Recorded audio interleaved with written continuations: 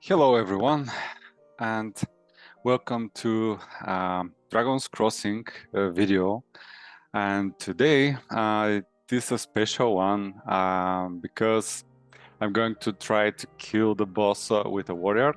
So far I've killed it with a ranger and one mage, but my warriors have been a bit slow this season, and they were stuck for a long time in zone 4. They could not beat the final boss that quickly, and they died quite a lot. And this is my boy Drake Josephson that I was showing you videos from last season. I barely was able to level up and come here, heal to full, and I have one quest left to do the final boss, the Abaddon boss. Okay, let's jump right into it. And the rumored hero comes to call. It has a standard HP, damage, and quickness and charisma is high. It set you up to What is interesting is that this hero died the other day, but yesterday I got I was left only with the weapon, the facelifter, which is good, I may say. For a two-hand, it ditches quite a lot of damage, and you have some parry for the defense side. It's not that good, in my opinion, as a dual wield, because you have really nice defensive stats, armor mitigation, which is really important for this battle. And while I was basically, I got this helm drop, and I decided to do yesterday the final, the daily boss, and the daily boss dropped me this chest, the ring, and the boots, which are all awesome. I could not even ask for more. They're for warrior. And today I killed Zone 5 boss that dropped me the offhand, and I took, just in case when I died, I had this weapon, but I took a main hand from the blacksmith just in case I got a nice shield drop that I can swap to using to dual wield. About skills, I have one rending blow, which is really important for this fight, in my opinion, to reduce the armor mitigation of the boss for the whole combat. Initially, I was going for one thunderous bellow for the buff and a few second winds, like 4 second winds and one thunderous bellow. But I was not sure if I will be able to heal to full. I may needed to use one healing and use more heal from the skills in order to beat the boss, because I would be at around 150 hit points if my quests were not enough for this fight. But I decided to swap two heals, 2 second winds for 2 additional thunderous bellow. And if you do the math here, it does reduce monster's parry and dodge, and it is nearly 66% reduction, which is quite a lot. That's why I went with thunderous bellow. So I'm starting now with rending blow, and let's see what happens. Rending blow. It's a very nice roll. I'll chip some damage, and we're almost like even in health. He's still doing more damage than me, but I hope my defenses will hold. And let's see. The other thing is that he can keep up this skill pretty much the whole fight on your character. It is for 2 rounds, but there is a chance that he will refresh it pretty often. So, like 7 out of 10 rounds, you will be with this debuff on your hero. Now let's roll. Okay, we did nice damage. The most important is to hit consistently and your defenses to hold. So now I'm going to use Thunderous Bellow. Thunderous Bellow. And we will have some very nice buffs applied the next round. So, okay, he missed and I hit. And you see, he refreshed the the skill. He has quite high armor mitigation. That's why if you can reduce the amount or the chance, it's really important for this fight. And now you can see I have, as I said, 66% reduced parry and dodge for the boss. The rending blow is fine, and this is increasing the parry score by charisma percent, and my charisma is at 47 now. So I have like 30% increase in parry, which is quite good as well. Well, I would not say this is the ideal build because I have really prioritized strength and wisdom, and I have some and charisma, which you may have really hard time escaping if you need to. At the beginning, I had 9 quickness or so, and I was able to escape fairly easy zone 1 and 2 if I needed, but later in the game, it is almost impossible.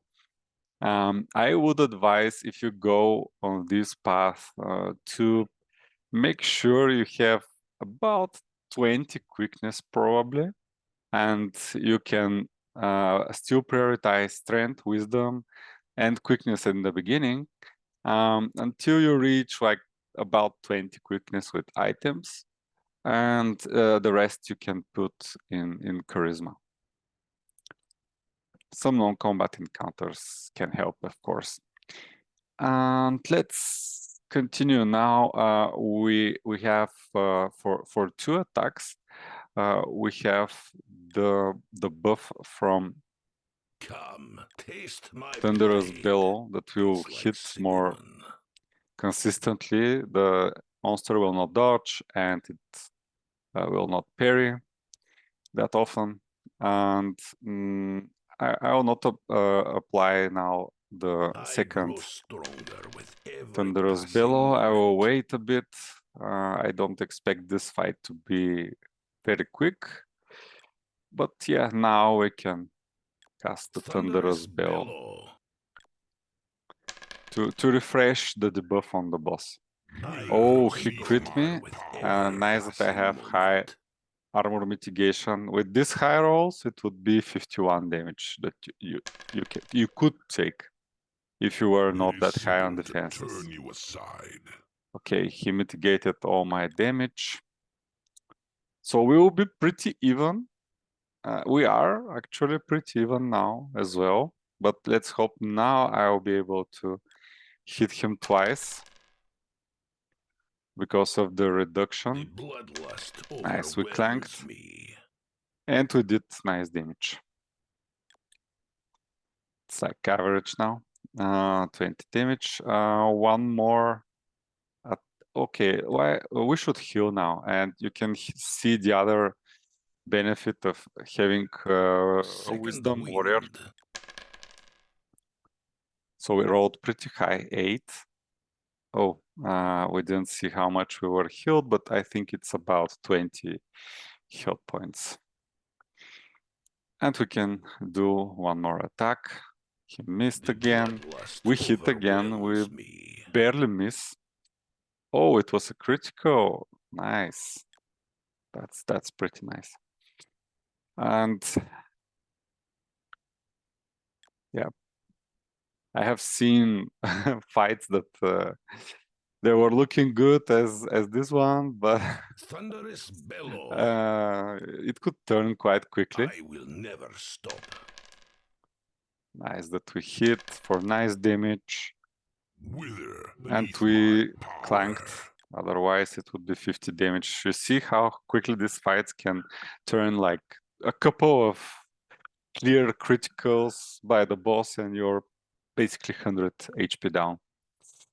I have some chance to hit bonus, but it's not great, and I even got it right before the battle today. I got a non-combat encounter. And yeah, we can heal now, and let's see, we're at 154. Second wind. So we heal for 14 because we rolled really low, but it's still good. Let's do one more attack. Wither beneath my Oh, power. nice. I really like that we're hitting really consistently. Otherwise, it would not be possible to win. Even if you can endure a lot, if you cannot hit consistently for damage, this means he doesn't parry, he doesn't clank, because it's like half your damage can be mitigated easily. Nice, I'm loving it so far.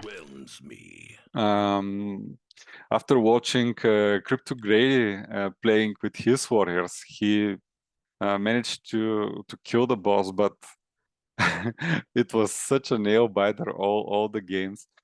It was basically nearly a coin flip in the end. The boss and his hero were at about 30-ish, 40-ish hit points, and he somehow managed to kill the boss twice from what I've watched. And I'm currently rolling over the final boss with this hero. It is simple to turn you aside. You see, now he mitigated, and I had my damage reduced by half. Okay, one more nice attack. Oh, I missed, but the boss did as well. The bloodlust. Will this be the final bow? Yes, that's great. And this guy had really hard time this season because I was trying to incorporate in the build, in the skills, the guaranteed flee, and sometimes I even died with it.